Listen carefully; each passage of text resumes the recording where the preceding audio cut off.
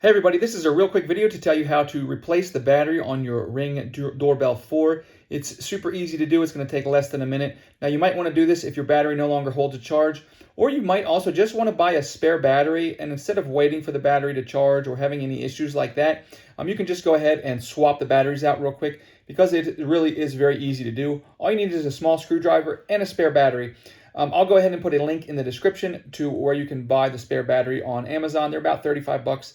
And they're quick release. So all you need to do is come in and underneath on the bottom of your ring, under here right in the middle, there's a little screw. You're going to unscrew that screw, and then as shown in this image, pull the bottom out and release the little cover on your doorbell. And from there, you can just hit this little push tab, and by pushing that will allow the battery to just slide out of the bottom.